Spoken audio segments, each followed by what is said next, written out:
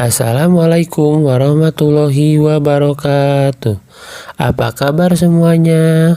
Semoga kita selalu ada dalam lindungan Allah Subhanahu wa Ta'ala dan selalu ada dalam keadaan sehat walafiat. Berjumpa kembali dengan Bapak dalam video pembelajaran di kelas 5. Pada video kali ini Bapak akan membahas pelajaran IPA tema 4, materinya tentang organ peredaran darah pada manusia. Tujuan pembelajaran pada kesempatan kali ini adalah setelah menyimak pembahasan ini, siswa diharapkan dapat menyebutkan organ peredaran darah dan fungsinya, serta dapat menyebutkan komponen-komponen darah beserta fungsinya. Sistem peredaran darah berfungsi mengedarkan zat-zat yang dibutuhkan oleh tubuh ke seluruh bagian tubuh. Organ peredaran darah pada manusia terdiri dari jantung dan pembuluh darah. Berikut penjelasan tentang organ peredaran darah pada manusia.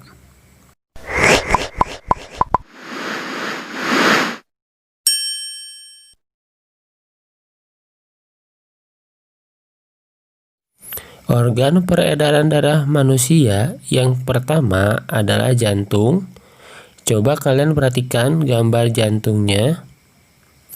Jantung adalah organ tubuh manusia yang berfungsi memompa darah ke seluruh tubuh. Jantung memompa darah dengan cara berkontraksi dan berelaksasi secara bergantian, sehingga jantung berdenyut, mengembang, dan mengempis. Jantung terletak di dalam rongga dada sebelah kiri, dan jantung kira kepalan tangan pemiliknya. Jantung ini tersusun atas kumpulan otot-otot yang sangat kuat yang disebut miokardium. Jantung terdiri atas 4 ruang, yaitu serambi kanan, serambi kiri, bilik kanan, dan bilik kiri. Antara bagian kanan dan bagian kiri jantung dibatasi oleh sekat jantung yang disebut katup jantung. Katup jantung berfungsi untuk mencegah bercampurnya darah yang mengandung oksigen dengan darah yang mengandung karbon dioksida. Otot penyusun bilik jantung lebih tebal daripada otot penyusun serambi jantung. Hal ini disebabkan tugas bilik jantung lebih berat, yaitu mengompa darah keluar dari jantung ke seluruh bagian tubuh manusia. Selanjutnya adalah bagian-bagian jantung. Coba kalian perhatikan kembali gambar jantungnya. Bagian-bagian jantung ini yang pertama adalah serambi atau atrium kanan. Yang kedua adalah bilik kanan.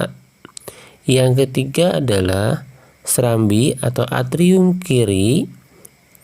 Dan bagian yang keempat yang dindingnya lebih tebal adalah bilik atau ventricle kiri. Selanjutnya adalah pembuluh aorta atau pembuluh arteri yang terbesar, dan yang selanjutnya adalah pembuluh nadi atau arteri yang menyalurkan darah ke seluruh tubuh, dan selanjutnya adalah pembuluh balik atau vena, baik itu dari bagian bawah tubuh maupun dari bagian atas tubuh. Dan selanjutnya adalah ada arteri menuju paru-paru, ada vena dari paru-paru, dan yang terakhir adalah katup jantung. Cara kerja jantung, perhatikan kembali gambar jantungnya. Jantung bekerja memompa darah dengan cara mengembang atau relaksasi dan menguncup atau berkontraksi. Gerakan mengembang dan menguncup menghasilkan bunyi yang terdengar disebut dengan detak jantung. Jantung berdenyut antara 70 hingga 80 kali per menit. Kecepatan denyut jantung ini dipengaruhi oleh usia, jenis kelamin, tingkat aktivitas, dan kondisi kesehatan. Alat yang digunakan untuk mengukur kecepatan jantung disebut elektrokardiograf. Cara kerja jantung selanjutnya adalah pada saat serambi mengembang, darah dari seluruh tubuh masuk ke serambi kanan dan dari paru-paru masuk ke serambi kiri. Pada saat bilik kiri mengembang, darah dari serambi kanan menuju bilik kanan dan darah dari serambi kiri menuju bilik kiri. Pada saat bilik menguncup, darah dari bilik kanan keluar menuju paru-paru dan dari bilik kiri keluar ke seluruh tubuh. Organ peredaran darah berikutnya adalah pembuluh darah. Perhatikan gambar pembuluh darah berikut.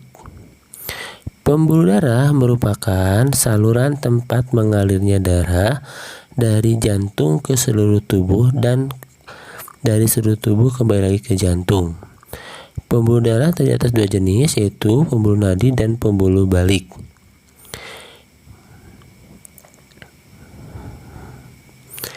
Pembuluh nadi atau arteri yaitu pembuluh darah yang membawa darah kaya akan oksigen keluar dari jantung menuju ke seluruh tubuh.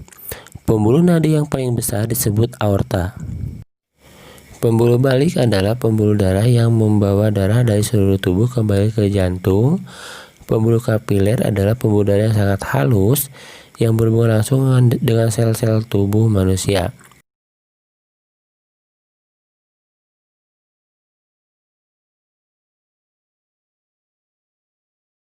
Berikut adalah perbedaan pembuluh darah arteri dan pembuluh darah vena. Kalian perhatikan tabelnya. Perbedaan pembuluh balik dan pembuluh nadi. Yang pertama adalah pembuluh nadi dindingnya tebal dan elastis, pembuluh balik dindingnya tipis dan kurang elastis. Nadi memiliki satu katup, pembuluh balik memiliki banyak katup. Pembuluh nadi terletak di dalam tubuh, pembuluh arteri terletak di dekat permukaan tubuh. Tekanannya kuat dan denyutnya terasa, sedangkan pembuluh balik tekanannya lemah sehingga tidak terasa denyutnya. Pembuluh nadi membawa darah kaya akan oksigen dan pembuluh balik membawa darah kaya akan karbon dioksida. Jika terluka, pembuluh nadi itu akan memancar dan jika terluka, pembuluh balik itu akan menetes. Selanjutnya adalah komponen-komponen darah. Darah merupakan komponen penting dalam tubuh kita. Komponen darah adalah sel darah merah, sel darah putih, keping darah, dan plasma darah. Sel darah merah atau eritrosit. Sel darah merah mengandung protein yang berwarna merah yang disebut hemoglobin, yang berperan sebagai pengangkut oksigen dan karbon dioksida.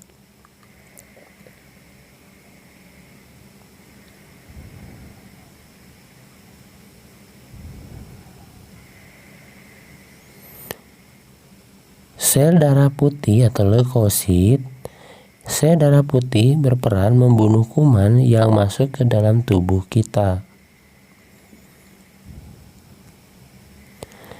Selanjutnya adalah keping darah atau trombosit.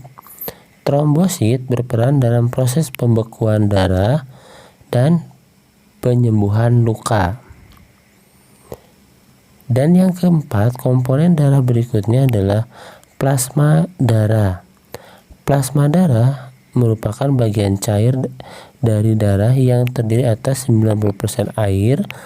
Plasma darah berperan mengangkut zat-zat makanan dan hormon. Selanjutnya adalah fungsi darah. Fungsi darah adalah sebagai berikut. 1. Sebagai alat mengangkut sari-sari makanan dan oksigen ke seluruh tubuh dan sisa-sisa metabolisme ke organ ekskresi atau pembuangan. 2. Menjaga agar temperatur tubuh tetap. 3. Mengedarkan air. 4. Mengedarkan getah bening. 5. Menghindarkan tubuh dari infeksi. 6. Menjaga kestabilan suhu tubuh. Dan terakhir, mengatur keseimbangan asam basa. Nah, anak-anak, demikianlah pembahasan tentang organ peredaran darah pada manusia. Semoga bermanfaat ya. Kalian tetap semangat dan terus semangat untuk belajar. Terima kasih. Assalamualaikum warahmatullahi wabarakatuh.